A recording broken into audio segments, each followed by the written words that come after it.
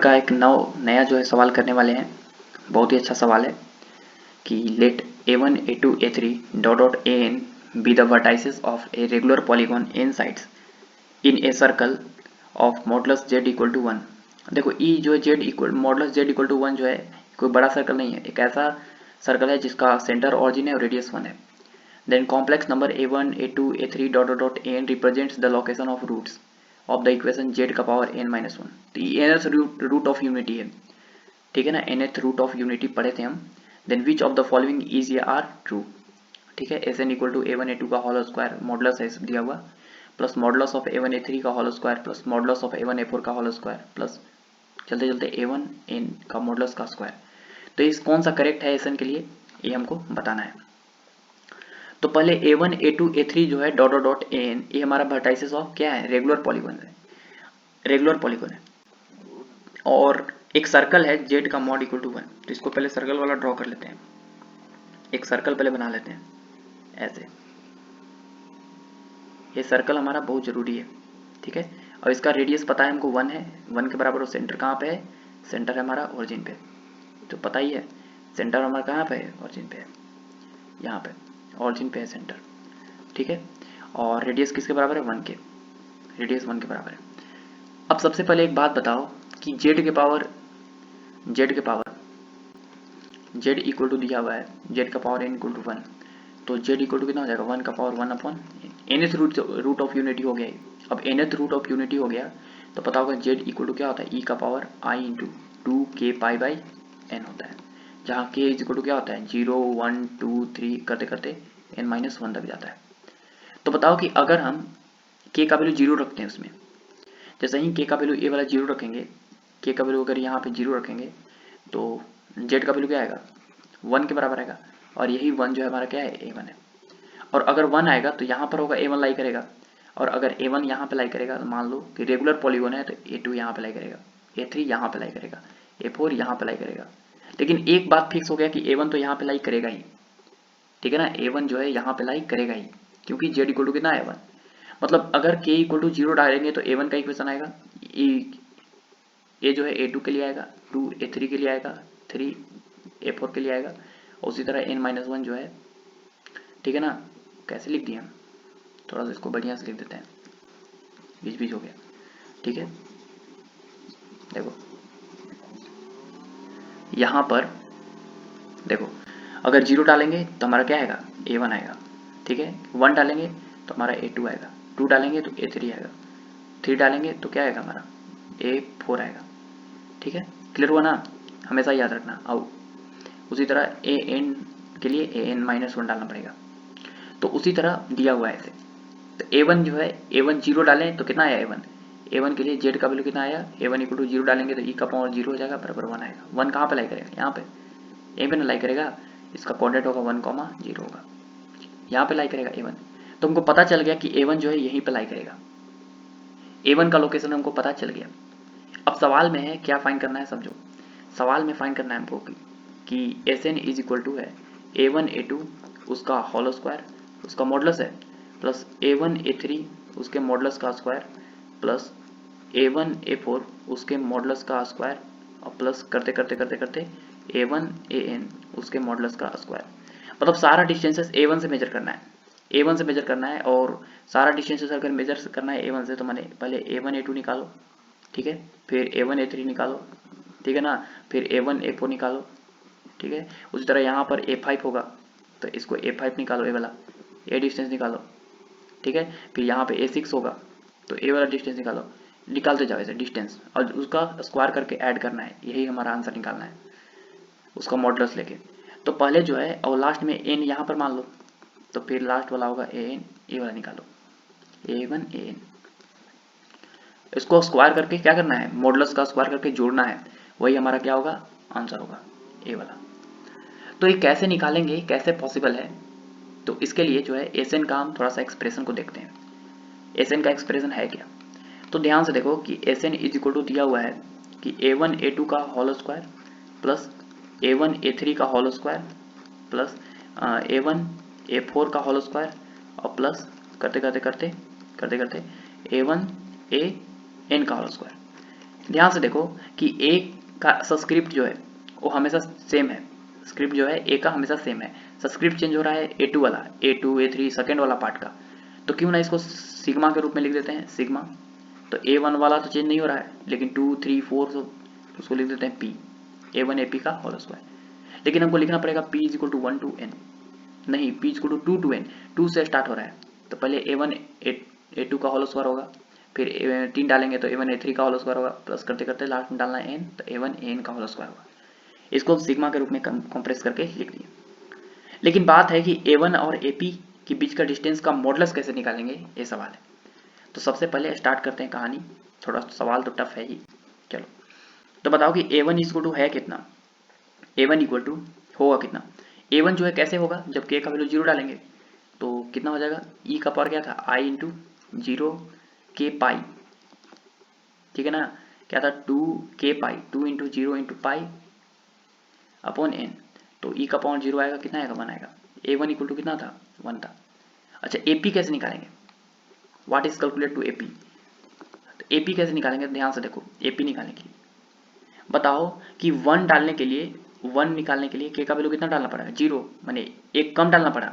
अगर हमको 2 निकालना पड़ेगा, निकालने के लिए k का वैल्यू कितना डालना पड़ेगा 1 डालना पड़ेगा। 3 निकालने के लिए k का वैल्यू कितना डालना पड़ेगा 2 डालना पड़ेगा। तो उसी तरह p निकालने के लिए एक कम डालना पड़ेगा, देखो 3 है तो एक कम डालना पड़ रहा है, तो p निकालने के लिए हमको क्या करना पड़ेगा, k का वैल्यू p माइनस 2 डालना पड़ेगा, सॉरी 1 डालना पड़ेगा, p माइनस 1 कम एक डालना पड़ेगा। 2 है तो एक कम डालना पड़ेगा तब ना एक आ रहा है, 3 है तो यहाँ 2 डालना पड़ रहा है एक कम, तो p रहेगा तो p में से एक कम डालना पड़ेगा। तो उसी तरह AP अगर निकालना चाहते हैं तो e का पावर कितना था i इंटू 2k, k के जगह पे p माइनस 1 इंटू पाई, पाई अपॉन कितना n, बताओ यही ना था z, तो AP निकाल लिए। अब बताओ यहाँ पे कि इसको AP को अगर हम सिंप्लीफाई करें थोड़ा सा, और तो e का पावर i थीटा को क्या लिखते हैं cos theta plus i sin theta, तो cos theta, theta is what,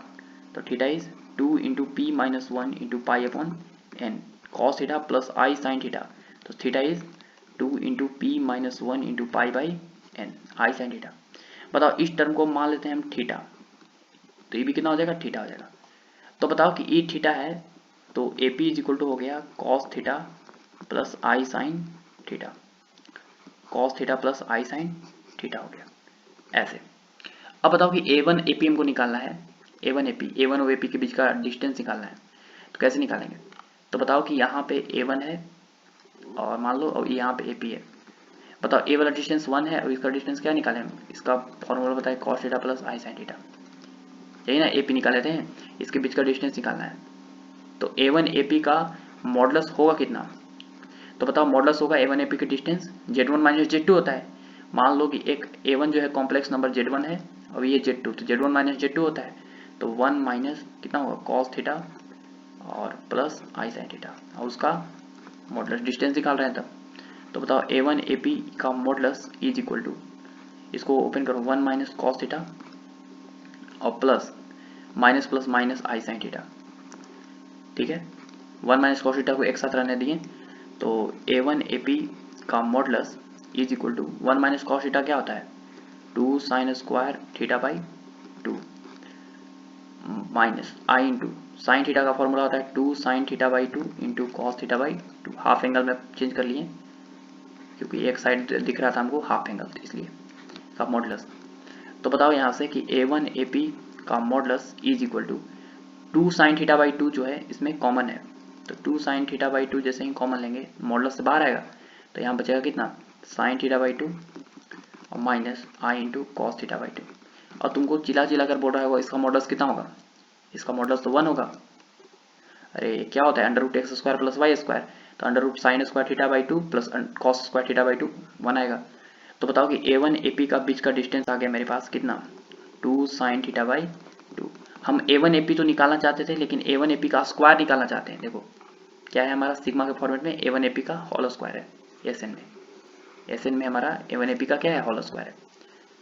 ठीक है ना। तो A1 AP का स्क्वायर कैलकुलेट करना चाहते हैं तो हम दोनों तरफ क्या करेंगे स्क्वायर करेंगे, जैसे ही स्क्वायर करेंगे तो A1 AP के मॉडुलस का स्क्वायर करेंगे तो हो जाएगा 2 का स्क्वायर, तो 2 into 2 sine square theta by 2 लिख दें, और इसका स्क्वायर करेंगे तो 2 2 जा 4 हो जाएगा, 2 इंटू समथिंग लिख दिए 4 अभी भी आ जाएगा, तो a1 इंटू ए पी उसका होल स्क्वायर इक्वल टू, समझ में आया ना, एक स्टेप लिख ही देते हैं तो लोग जो है कन्फ्यूज हो जाएगा, ठीक है ना। 2 का स्क्वायर कर दो 4, 2 का स्क्वायर कितना कर दो 4, तो 4 को लिख दो 2 into 2 sine square theta by 2। तो बताओ कि यहाँ से a1 ए पी का होल स्क्वायर हो गया 2 into what is this, this is 1 minus cos theta. तो बताओ कि a1 ए पी का होल स्क्वायर आ गया, a1 ए पी का whole square is equal to 2 into 2 minus 2 cos theta, ये हो गया 2 माइनस 2 कॉस थीटा, ये हो गया हमारा a1 ए पी का होल स्क्वायर। अब बताओ कि a1 ए पी का whole square is equal to 2 minus 2 cos theta, what is theta. अब ध्यान से देखो कि थीटा तुम किसको माना था, थीटा देखो तुम किसको माना था, थीटा माना था 2 into P minus 1 into pi upon N को, ठीक है ना। तो लिखना पड़ेगा ना थीटा की जगह पे, ठीक है, थीटा को छोड़ तो नहीं देंगे। तो 2 into P minus 1 into pi upon N को माने थे, ये हो गया हमारा a1 ए पी के होल स्क्वायर का एक्सप्रेशन। अभी सॉल्व नहीं हुआ है, अभी सॉल्व हुआ है आधा।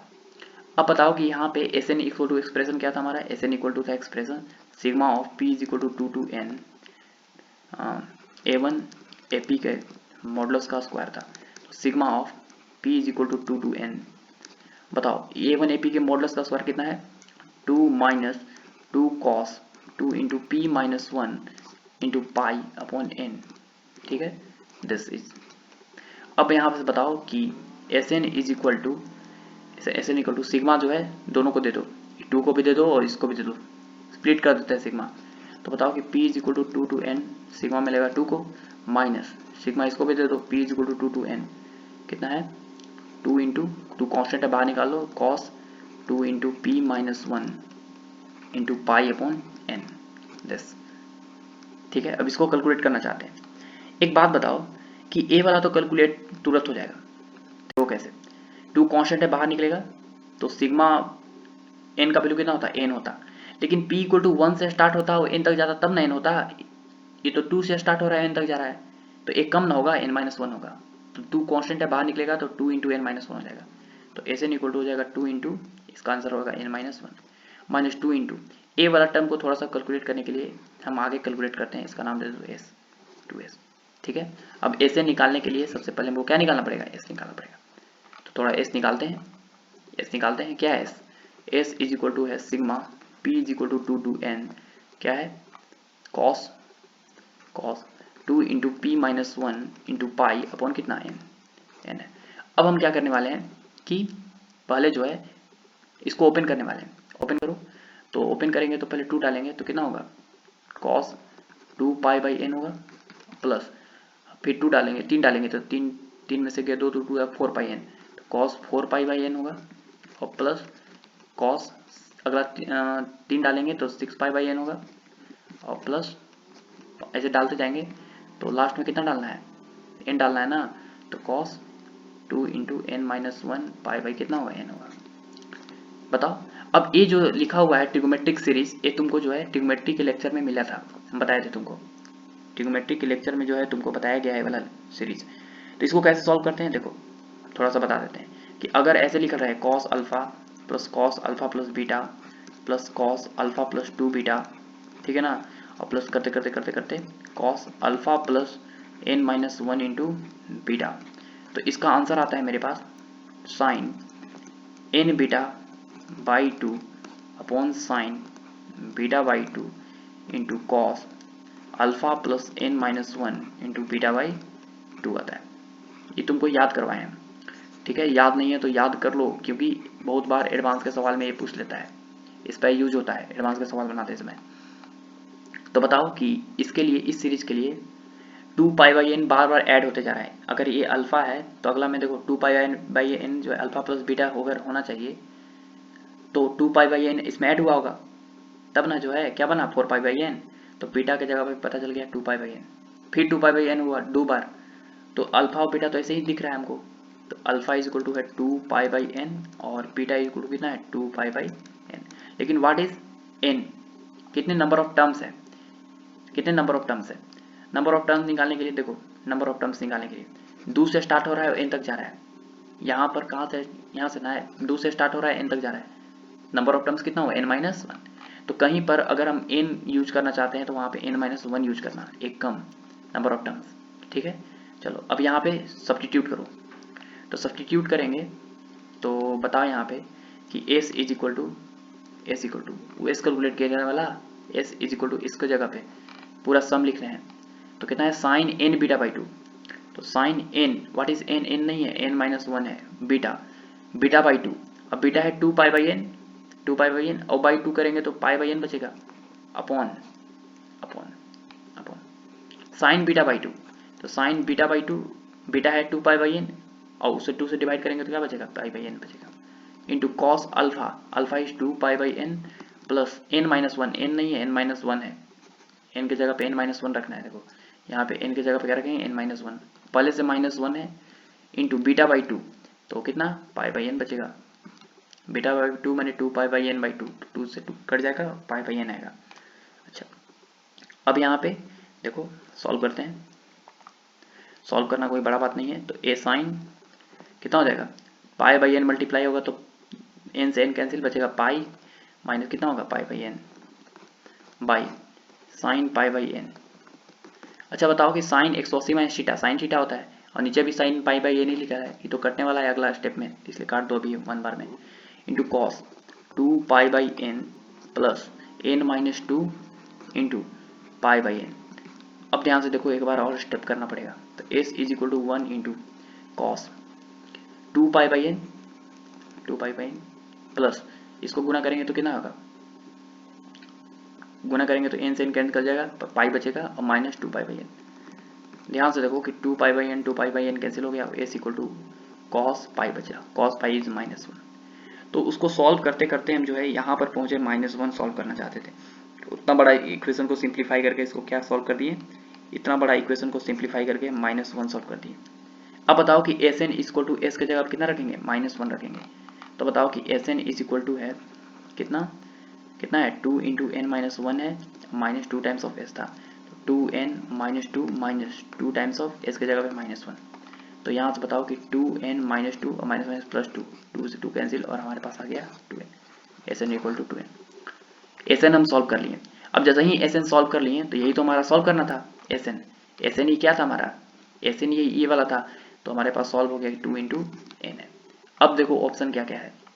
ऑप्शन है कि is independent of N, S N जो है वो इंडिपेंडेंट ऑफ एन है, बिल्कुल गलत, एस एन का वैल्यू आया 2 इंटू एन, तो डिपेंड कर रहा है एन पे, S N can never be prime, सही बात है, एन कभी प्राइम नहीं होगा एस एन, क्योंकि 2 इंटू एन है, 2 से मल्टीप्लाई होकर इवन न बन जाएगा, अगर 1 डालो 3 डालो कुछ भी डालो हमेशा इवन नंबर बनेगा, इसलिए कैन नेवर बी प्राइम, सही बात है, प्राइम कभी नहीं बनेगा। एस 112 इज ग्रेटर देन 20, और एन के जगह पे अगर हम 12 डालेंगे 12, तो 12 दूनी 24, 24 तो 20 से बड़ा ही है, तो सी नंबर भी करेक्ट है। S N can never be a perfect square, S N can never be a perfect square. अच्छा अगर एन की जगह पे तुम 4 डालोगे तो 4 दूना 8 होगा, नहीं 8 डालो, 8 दूना 16, एस एन इक्वल टू 16 आ जाएगा, जो एक परफेक्ट स्क्वायर बन जाएगा। ये बोल रहा है can never be perfect square, तो गलत ना है, इसलिए B and C is the correct answer of this question. Clear हुआ, बोलो बढ़िया सवाल था ना, तो ऑल द बेस्ट।